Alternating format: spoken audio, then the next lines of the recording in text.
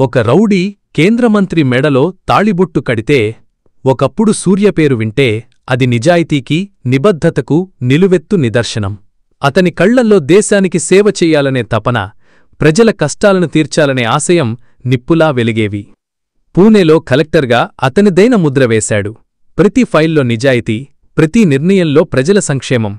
అతని నిజాయితీ ఎందరికో ఆదర్శంగా నిలిచింది. కాని అది కొందరి స్వార్థపరుల కళ్లల్లో నిప్పులు పోసింది. స్వార్థ రాజకీయ నాయకులు, అక్రమ వ్యాపారవేత్తలు కలిసి పన్నిన విషపు వల అది. అక్రమ మైనింగ్కు వ్యతిరేకంగా అతను తీసుకున్న నిర్ణయాలు అవినీతిపరుల గుండెల్లో రైళ్లు పరిగెత్తించాయి. ఫలితంగా అతనిపై నిరాధారమైన ఆరోపణలు, కుట్రలు, కుతంత్రాలు ఒకదాని వెంట ఒకటి. తన నిజాయితీని నిరూపించుకోవడానికి సూర్య చేసిన ప్రయత్నాలన్నీ వృధా అయ్యాయి. వ్యవస్థ ముందు అతని నిజాయితీ ఓడిపోయింది. కలెక్టర్ ఉద్యోగాన్ని కోల్పోయి అవమానభారంతో కుంగిపోయాడు. ఆ పరాజయంతో గుండె పగిలిన సూర్య తన తల్లిదండ్రులతో కలిసి పూణేలోని ఆ విశాలమైన ఇంటిని వదిలి హైదరాబాద్ చేరుకున్నాడు. ఒకప్పుడు అధికారిగా వెలుగొందినవాడు ఇప్పుడు పాత బస్తీలోని ఒక చిన్న, చీకటి ఇంట్లో నివసించాల్సి వచ్చింది. అతని కళ్లల్లో ఒకప్పుడు వెలిగిన ఆశలు ఆరిపోయాయి. భవిష్యత్తు అంధకారంగా తోచింది. నిరాశ, నిస్పృహలు అతన్ని ఆవరించాయి. సమాజంపై, వ్యవస్థపై అతనికున్న నమ్మకం సన్నగిల్లింది. ప్రతి ఉదయం ఆ చిన్న గది కిటికీలోంచి కనిపించే మురికివాడ దృశ్యం అతని గత వైభవాన్ని, ప్రస్తుత దైన్యాన్ని గుర్తుచేసేది. పాత బస్తీలోని ఆ చిన్న జీవితంలో సూర్యకు దేవానంద్ అనే వ్యక్తి పరిచయమయ్యాడు. దేవానంద్ పేరుకు బస్తీనాయకుడు. బయటి ప్రపంచానికి రౌడీగా కనిపించినా అతనిలో ఒక నిజాయితీపరుడు, ప్రజల కష్టాలను చూసి చలించిపోయే హృదయం ఉంది. అన్యాయానికి గురైన ప్రజల పక్షాన నిలబడి వారి న్యాయం కోసం పోరాడేవాడు. అతని మాటంటే బస్తీ ప్రజలకు వేదం. దేవానంద్ నిజాయితీ, ధైర్యం, పేదల పట్ల అతనికున్న ప్రేమ సూర్యను ఆకట్టుకున్నాయి. తన గతాన్ని మరిచిపోవడానికి, తనలోని నిరాశను దూరం చేసుకోవడానికి సూర్య దేవానంద్ వద్ద చేరాడు. క్రమంగా సూర్య రౌడీగా మారాడు. కాని అతని రౌడీజం అన్యాయం చేసేవారిపై మాత్రమే. పేదల భూములను ఆక్రమించే భూకబ్జాదారులు, ఆడపిల్లలను వేధించే పోకిరీలు, అక్రమ వ్యాపారాలు చేసేవారిపై సూర్య తన ప్రతాపం చూపించేవాడు.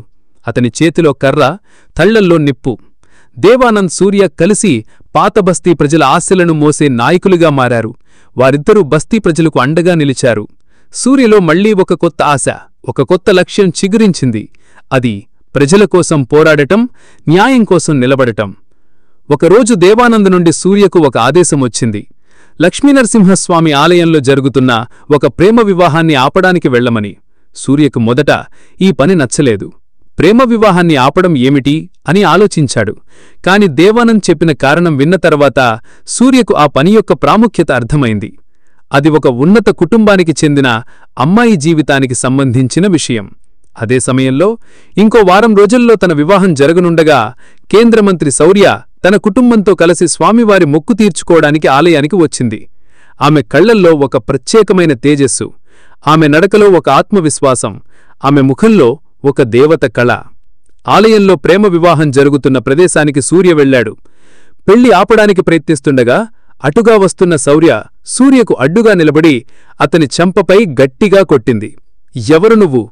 దైవ సన్నిధిలో జరుగుతున్న ఒక పవిత్రమైన పెళ్లిని ఆపడానికి నీకెంత ధైర్యం అని సింహంలా గర్జించింది. సూర్య షాకయ్యాడు. ఆమె ధైర్యం, ఆమె కళ్లల్లో కనిపించిన నిజాయితీ, ఆమె మాటల్లోని పదును అతన్ని ఆశ్చర్యపరిచాయి. ఆ క్షణం ఆలయంలోని గంటల శబ్దం కూడా ఆగిపోయినట్లు అనిపించింది.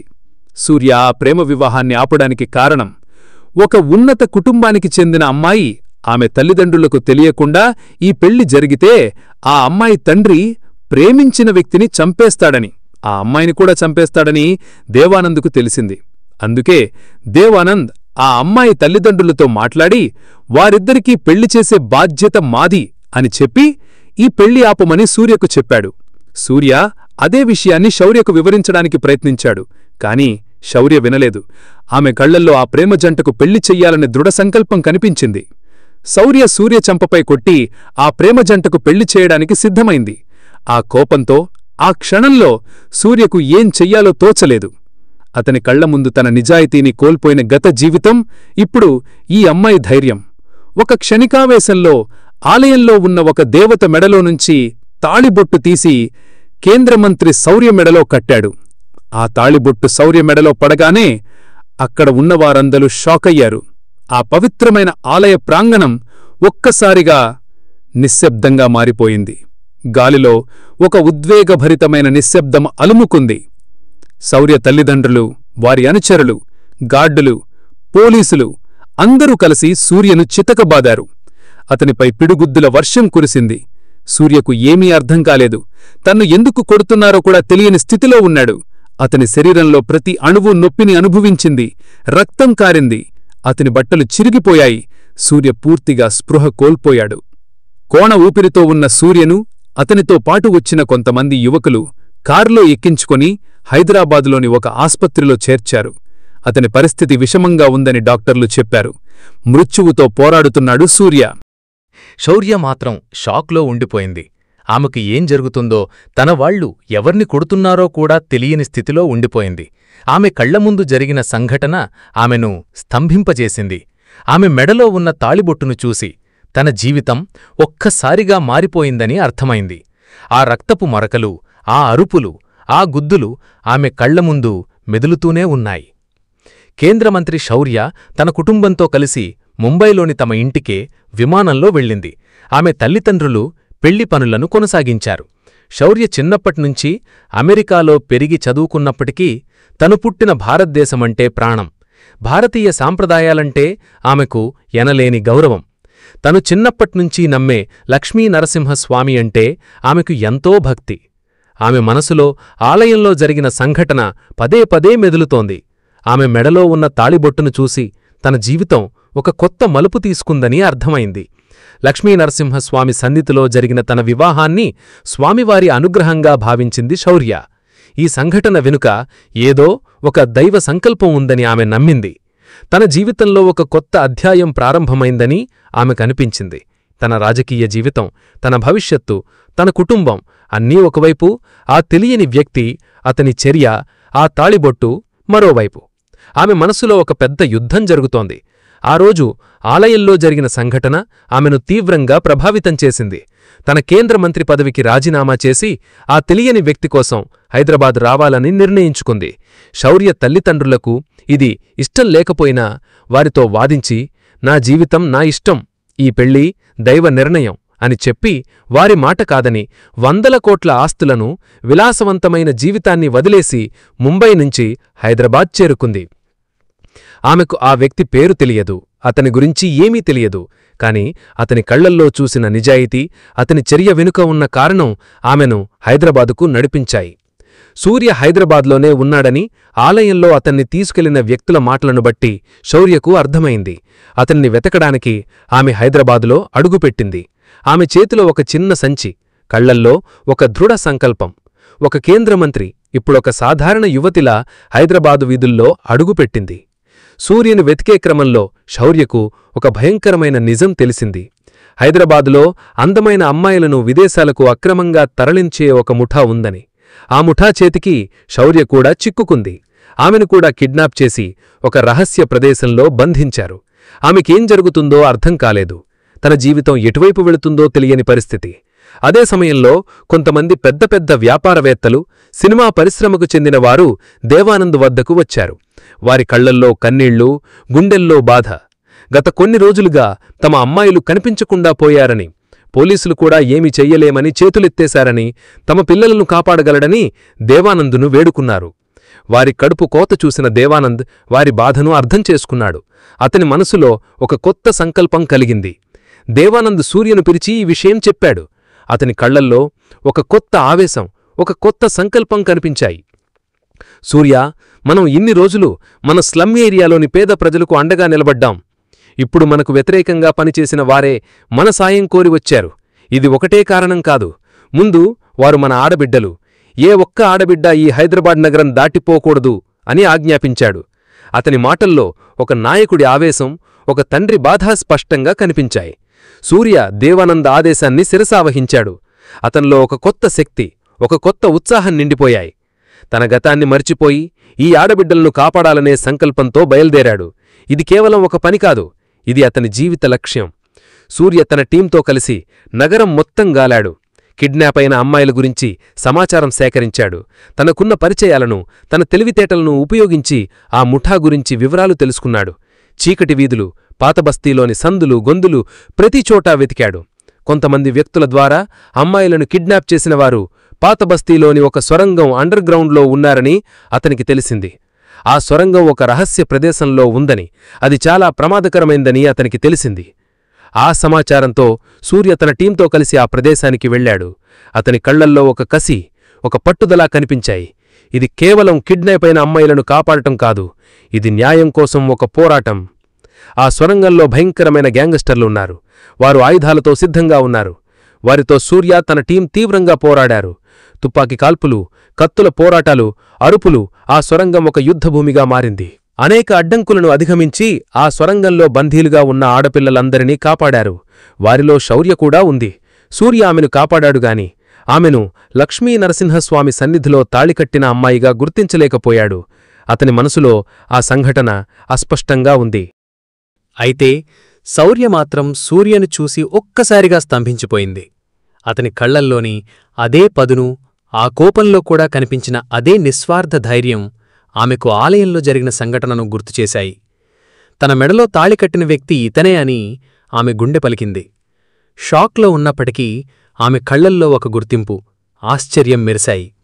ఆ గందరగోళం మధ్య ఆమె మనసులో ఒక స్పష్టత ఏర్పడింది.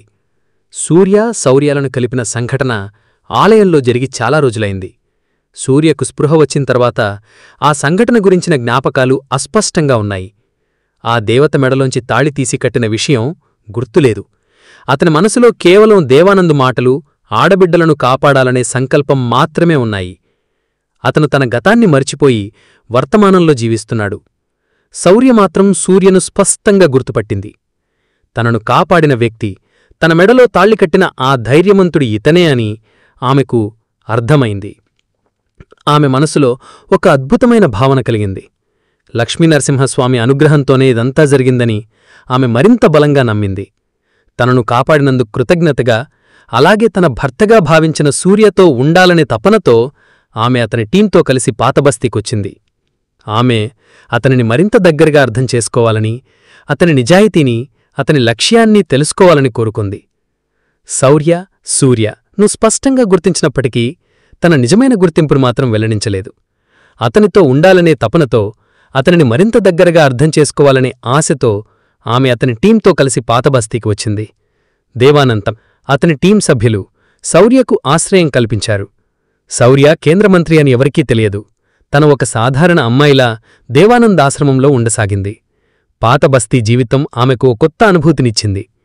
ఆమె ఒకప్పుడు జీవించిన విలాసవంతమైన జీవితానికి ఇది పూర్తి విరుద్ధం. కాని ఆమెకి ఈ జీవితం నచ్చింది. ప్రజల మధ్య జీవించడం, వారి కష్టాలను పంచుకోవడం ఆమెకు ఒక కొత్త అనుభూతినిచ్చింది. ఆమె బస్తీ ప్రజల కష్టాలను దగ్గరగా చూసింది, వారి ఆశలను, ఆవేదనలను అర్థం చేసుకుంది. దేవానంద్, సూర్యాల పనులు చూస్తూ శౌర్య ఆశ్చర్యపోయింది. పేదల కోసం, అన్యాయానికి గురైన వారికోసం వారు చేసే పోరాటం ఆమెను కదిలించింది. సూర్య నిజాయితీ, ధైర్యం ఆమెకు నచ్చాయి. తెలియకుండానే ఆమెకు సూర్యపై గౌరవం పెరిగింది. దేవానంద్ చేసే మంచి పనులకు శౌర్య తనవంతు సాయం అందించసాగింది. ఆమె తన తెలివితేటలను, తనకున్న జ్ఞానాన్ని ఉపయోగించి దేవానంద్, సూర్యాలకు సహాయం చేసింది. ఆమె సలహాలు, సూచనలు వారికెంతో ఉపయోగపడ్డాయి. ఆమె తన గత అనుభవాలను ఉపయోగించి వారి పనులకు ఒక కొత్త దిశను చూపించింది. ఆమె నిశ్శబ్దంగా, అండగా నిలబడింది. కొద్ది రోజులకు దేవానంద్ కూతురు కిడ్నాప్ అయింది. ఇది దేవానంద్కు పెద్ద షాక్. తన జీవితాన్ని పేదల సేవకు అంకితం చేసిన దేవానంద్కు ఈ ఆపద రావడం అందర్నీ కలిచివేసింది. దేవానంద్ కళ్లల్లో కన్నీళ్లు, అతని గుండెలో బాధ సూర్యను తీవ్రంగా ప్రభావితం చేశాయి. సూర్య ఈ విషయాన్ని తీవ్రంగా తీసుకున్నాడు. తన ప్రాణం పణంగా పెట్టి దేవానంద్ కూతుర్ని కాపాడాలని నిర్ణయించుకున్నాడు. ఈ కిడ్నాప్ వెనక ఏదో పెద్ద కుట్ర ఉందని సూర్యకు అర్థమైంది. ఇది కేవలం ఒక కిడ్నాప్ కాదు, ఇది దేవానంద్ను బలహీనపరచడానికి చేసిన కుట్ర. సూర్య దేవానంద్ కూతుర్ని వెతకడానికి బయలుదేరాడు. శౌర్య కూడా అతనికి తోడుగా వెళ్ళింది. ఈ ప్రయాణంలో సూర్య, శౌర్య ఒకరికొకరు మరింత దగ్గరయ్యారు. ఒకరి వ్యక్తిత్వం గురించి ఒకరికి తెలిసింది. శౌర్య సూర్యకు తన కేంద్రమంత్రి హోదా గురించి చెప్పకపోయినా అతని పనులకు తనవంతు సాయం అందించసాగింది. ఆమె తెలివితేటలు, ఆమె ధైర్యం సూర్యకు నచ్చాయి. తెలియకుండానే ఆమెకు సూర్యపై గౌరవం పెరిగింది. దేవానంద్ చేసే మంచి పనులకు శౌర్య తన వంతు సాయం అందించసాగింది. ఆమె తన తెలివితేటలను, తనకున్న జ్ఞానాన్ని ఉపయోగించి దేవానంద్, సూర్యాలకు సహాయం చేసింది. ఆమె సలహాలు, సూచనలు వారికి ఎంతో ఉపయోగపడ్డాయి. ఆమె తన గత అనుభవాలను ఉపయోగించి వారి పనులకు ఒక కొత్త దిశను చూపించింది. ఆమె నిశ్శబ్దంగా, అండగా నిలబడింది. కొద్ది రోజులకు దేవానంద్ కూతురి కిడ్నాప్ అయింది. ఇది దేవానంద్కు పెద్ద షాక్. తన జీవితాన్ని పేదల సేవకు అంకితం చేసిన దేవానంద్కు ఈ ఆపద రావడం అందర్నీ కలచివేసింది. దేవానంద్ కళ్లల్లో కన్నీళ్లు, అతని గుండెలో బాధ సూర్యను తీవ్రంగా ప్రభావితం చేశాయి. సూర్య ఈ విషయాన్ని తీవ్రంగా తీసుకున్నాడు. తన ప్రాణం పణంగా పెట్టి దేవానంద్ కూతుర్ని కాపాడాలని నిర్ణయించుకున్నాడు. ఈ కిడ్నాప్ వెనక ఏదో పెద్ద కుట్ర ఉందని సూర్యకు అర్థమైంది.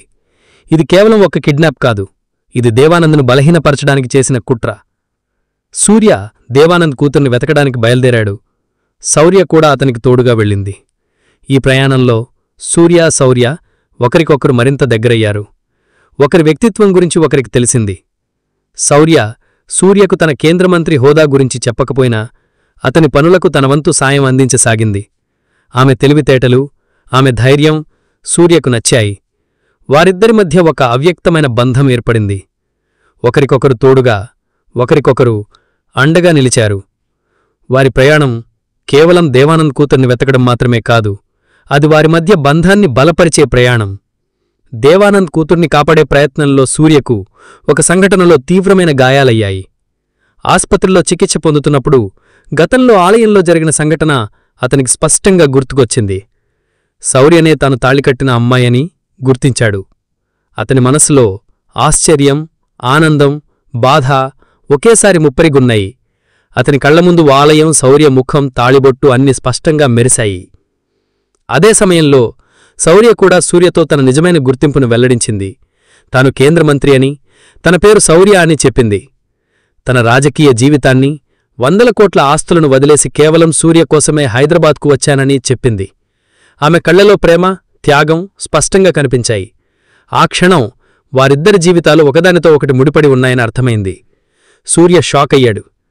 తాను కేవలం ప్రేమ వివాహాన్ని ఆపడానికి వెళితే కేంద్రమంత్రి మెడలో తాళి కట్టడం, దాని తర్వాత తాను రౌడీగా మారడం, ఈ సంఘటనలన్నీ ఒక నాటకంలా అనిపించాయి.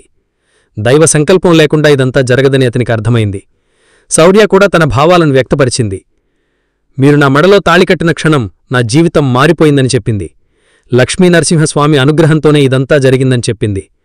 ఆమె మాటల్లోని నిజాయితీ, ఆమె కళ్లల్లోని ప్రేమ సూర్యను కదిలించాయి. ఇద్దరి మధ్య ఉద్వేగం పతాకస్థాయికి చేరింది.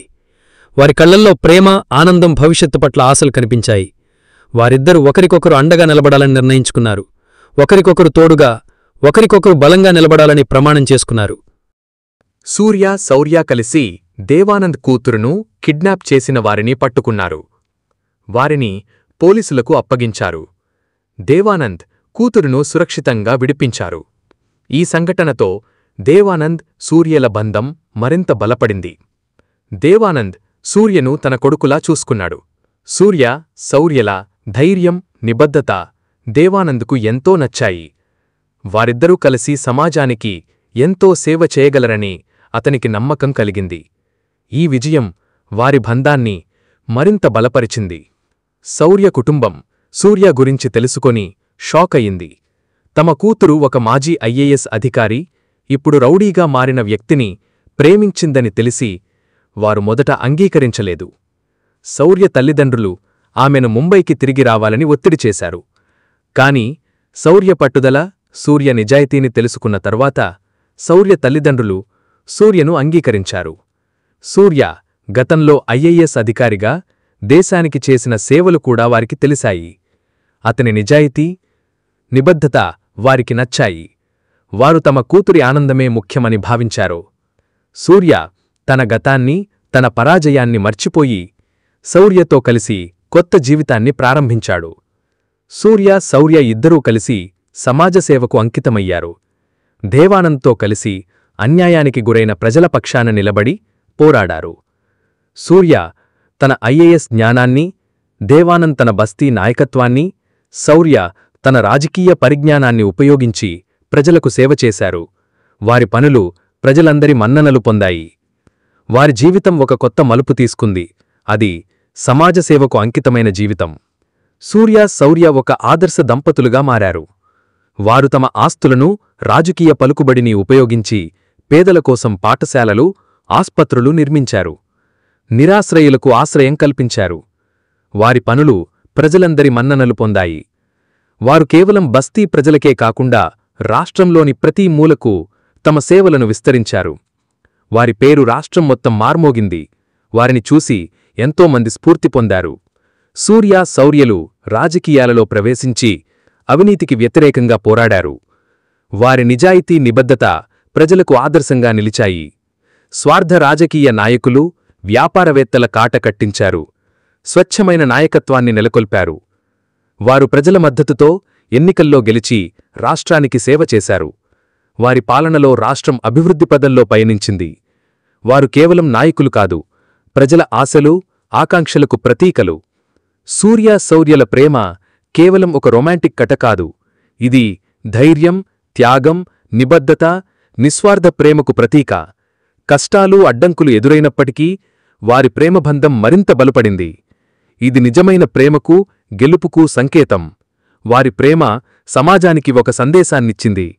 నిజమైన ప్రేమకు కులం, మతం, హోదా, ధనం అడ్డుకావని నిరూపించారు. వారి ప్రేమ కథ ఒక సినిమా కథలా, ఒక అద్భుతమైన ప్రయాణంలా సాగింది. సూర్య, శౌర్యల కథ అనేక మందికి ఆదర్శంగా నిలిచింది. వారి ప్రేమ కేవలం ఇద్దరి వ్యక్తుల మధ్యే కాదు, సమాజం పట్ల, దేశం పట్ల వారి ప్రేమ నిరంతరం కొనసాగింది. వారి జీవితం ఒక సినిమా కథలా, అద్భుతమైన ప్రేమ ప్రయాణంగా మిగిలిపోయింది. వారు నిత్యనూతన ప్రేమతో, సమాజసేవతో తమ జీవితాన్ని సార్థకం చేసుకున్నారు. వారి పేరు చరిత్రలో నిలిచిపోయింది. వారి ప్రేమ కథ తరతరాలకు స్ఫూర్తినిస్తుంది.